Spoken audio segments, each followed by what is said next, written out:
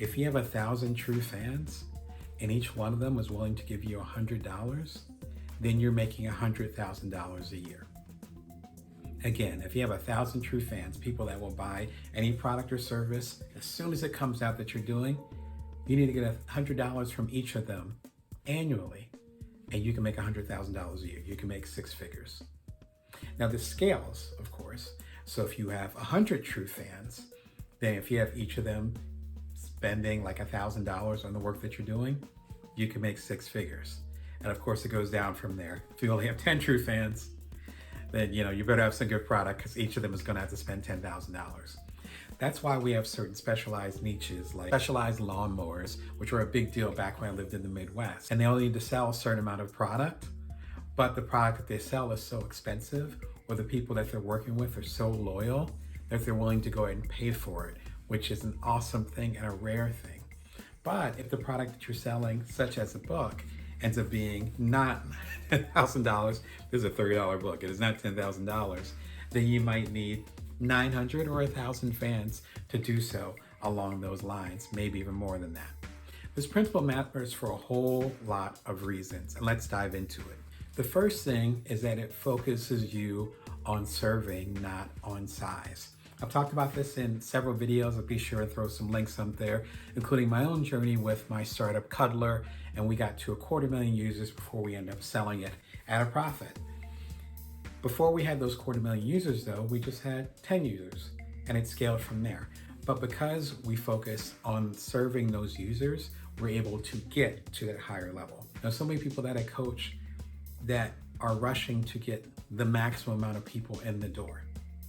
But with Kevin Kelly's argument and with my own experience and many of the people that have coached experience, you don't need to have 1 million people off the top. About that in a video that I did recently about 2 Chainz, the rapper, if you're familiar with him, and Seth Godin, the thought leader, and their argument or discussion about minimal viable audience. Be sure and check that one out. If you focus on the minimal viable audience, then your focus shifts from trying to make as much money as possible or trying to have as much turnover to actually serving your audience. And there's a ridiculous long list of benefits from that. If you end up focusing more on your true fans, then you can actually build true fans. I was recently talking to a coaching client and talking about how you might be connecting with tens, dozens, maybe even hundreds or thousands of people, right? If you're fortunate enough to be exposed to that many people when you're at a conference, or if you do keynotes like I do, or you end up having a big social media audience, you're exposed to tens, maybe hundreds of thousands of people. Only a fraction of those people are going to be what Kevin Kelly would call your true fans. Your job is to find them. They're the people that are going to hang around afterwards when you have an event, and they're going to hang out and want to learn more about your product or service.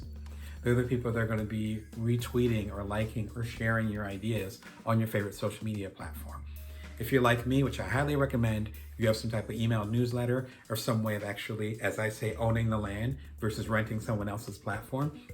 If you have something like joindamon.me, which is an email newsletter list that I've had for a couple decades, but got serious about 5 years ago, where every Wednesday at 5:55 a.m. Pacific Standard Time, y'all get a newsletter from me. You get a message. That people that sign up for that at joindamon.me, they are more than likely going to become those diehards, those true fans, those hardcore folks. Those are folks you want to focus on. So in my case, I've done 4 TED Talks. I've done a lot of keynotes. My 26th book called Career Remix, Get the Gig You Want Based on the Skills You Got, is coming out in a few months. I've had bestsellers. All the people that I've been exposed to, small fraction of them, a little piece of them are the true diehard fans. You might be one of them. They're the people that pre-order my books before the ink's even dry. They're the people that join my boot camps that I have over at damonbrown.net. They are the folks that subscribe to this YouTube channel and subscribe to it from the beginning when I started and my lighting was all jacked up. Those are the diehard fans. Those are the true fans. If you build the true fans and you sort them out, then you're able to serve them. And as you serve them, they're going to bring in other true fans, what Seth Godin would call a tribe. But you can't get the whole tribe at once. You got to start with one. As 2 Chainz says in the other video that I made, you start with one fan a day, one song a day that you're creating, one product, one service, one person. If you do that, you build that true fan in there. And again, if you have 10 true fans that are willing to spend thousands of dollars on your work, you don't need 1 million people. So number one, if you focus on the true fans, you shift to service rather than quantity. Kind of like quality versus quantity. 3 big reasons for that. If you're doing your independent business, why you should consider having many little fish or different fish versus one big one. The first one is diversifying your income streams. And so that's really important, because if you're having one particular big fish and things end up changing or the environment changed, then you're in trouble.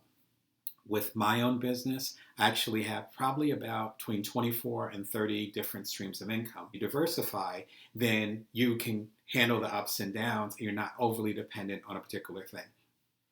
The second part is I do want to emphasize not just diversifying to have different streams of income, but also, again, to avoid the overdependence. I know so many folks, I've been a freelancer I just had my 2-decade, 20-year anniversary a few weeks ago around Labor Day. So I've been freelancer for a very long time. I have good friends and colleagues that are freelancers, journalists, musicians, artists, etc. The worst thing in the world is to have one big client, and that client is paying, say, 85% of your nut. And your nut is your monthly thing. Like, you need this for rent or mortgage, you need this to eat for your kids or for your parents or for your spouse, whatever. To have one particular company or client be that, we call it anchor clients, and then for it to disappear. I got stories, and you don't want to be in that position, particularly when rent or mortgage or whatever is due, even when you're starving. And I've been in that position before where you don't have the money to eat. You don't want to be there. The best way to insulate yourself from that is to diversify the clients that you have, because you don't have that overdependence. Talk to one person. Talk to one person. I talked about this in the Kevin Kelly video. I talked about this in a few other videos, but it's so important to emphasize this. Seth Godin calls this the minimal viable audience. I call this talking to one person. With this YouTube channel, I am talking to you. Just you. Now, the subscribers are going up. I'm talking to thousands of people at this point, tens of thousands, so thank you for your support. But I'm always just talking to you. That's it. So my content, my discussion, my argument, my facial expressions, my dress, the subjects of each of these, the topics of each of these subjects, the subjects and topics of each of these videos is all addressing you, just you. I did a keynote last year, a virtual one, because we were sheltering in place, and I talked to between 1,000 and 2,000 people. Let's say 1,000 people. I was talking to one person. Might have been 1,000 people there. I was talking to one. That's how you make an impact. That's how you build a following. Your following isn't based on saying, I'm going to talk to the 7.5 billion people that are currently alive on this earth. Or I'm going to talk to the, 500 million people that are on Twitter right now. No. I'm going to talk to one person. When you talk to one person, there's a level of authenticity, there's a level of honesty, and there's a level of consistency, of focus. We'll get into that in a second even more. With that consistency and focus, that authenticity, that honesty, people pick up on that. Remember, like with a YouTube channel, with my best-selling books, again, the most recent one, Built From Now, got my upcoming book, which hopefully will be a bestseller, Career Remix, you're only tapping one person at a time. Now, in a meta way, multiple people are reading it, but once someone gets a copy of this book, there's only one copy, they're gonna sit there and read it. You're not gonna be addressing 5 million people. The stuff that goes viral, and there's a long list of them. And I've had best-selling books, which in some ways is an old school way of going viral. Again, I have my startup called Cuddler, which we ended up selling it. Again, we had 250,000 users, and we sold it at a profit when it got acquired. But we're focused on the individual people. And if you focus on the individual people, then your stuff won't be watered down. We used to call the TV shows the idiot box. I never used that term, but it was really popular when I was a kid, way back in the day. And that was because there was only 3 channels, CBS, NBC, and ABC. There's so many channels I actually forgot. And then it was PBS, which is what my family messed with. both ABC, CBS, and NBC. Everyone just had that. So those 3 channels had to appeal to everyone in America, and they also had some overseas stuff. What kind of programming do you think they have? It was watered down because they're trying to appeal to everybody. Now in this age, we're just spoiled. We have Netflix, Hulu, Disney Plus, YouTube, Meta within a Meta, box within a box, right? We're going Inception now because we're talking about what's happening right now. I'm able to do this programming for you because thankfully YouTube and other channels exist. But this would never be on NBC because NBC is trying to appeal to 100 million people at the time, back in the 70s and 80s. I'm not trying to appeal to 100 million people. That's why the subscribers are going up. That's why you're watching. That's why this energy ideally is pure. That's why I can be passionate and say shit half the time. It's because I'm appealing to you, not everybody. That allows you to build a following. If you're mustard or ketchup, how are you gonna shine like sriracha?